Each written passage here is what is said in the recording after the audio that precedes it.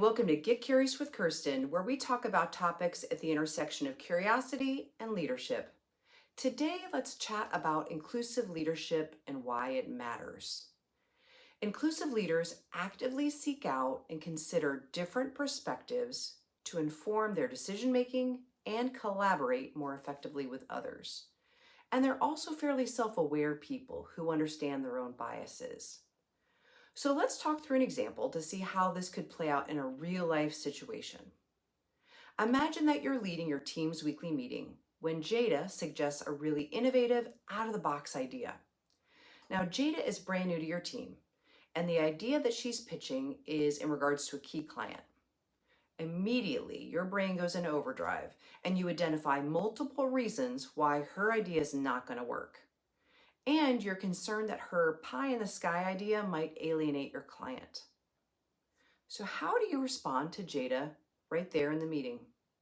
I'll give you a moment to think about it, and feel free to pause the video until you come up with a few responses of your own.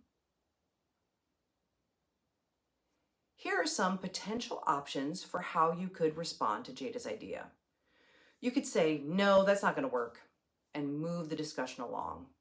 Or you could give her a list of all the reasons why her idea is not going to work.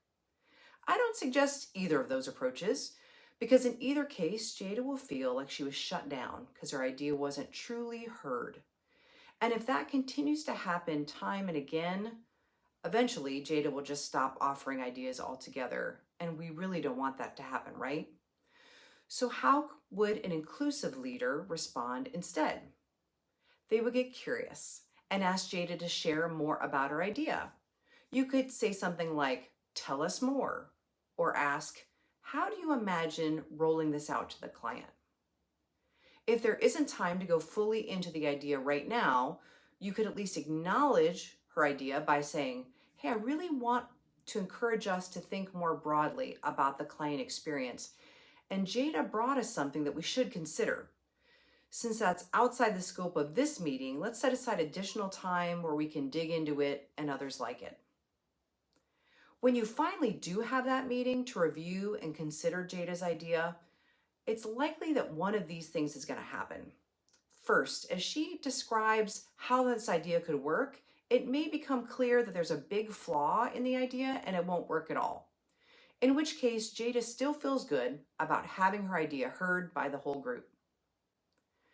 Secondly, Jada or someone else on the team might identify a potential obstacle to the idea being implemented, but the collective minds of the team may come together to figure out a way past that obstacle.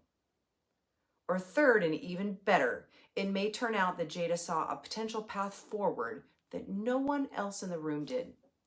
And wouldn't you have hated to be the one to shut down this amazing idea? At the core of what I'm getting at is that we need to ask open-ended questions in order to explore others' ideas instead of just rejecting them out of hand, just because we don't see how they could be implemented. And we need to continue to stay open to new ideas and be willing to reconsider our own point of view. So this topic is tied into another Get Curious video I've put together before called Get Curious About Different Perspectives on Your Team. And so if you'd like some more tips along these lines, please take a look at episode 9 of Get Curious with Kirsten as well. Thanks for watching. Please click the subscribe button and the little bell icon so you'll be notified of future videos. Until next time, stay curious.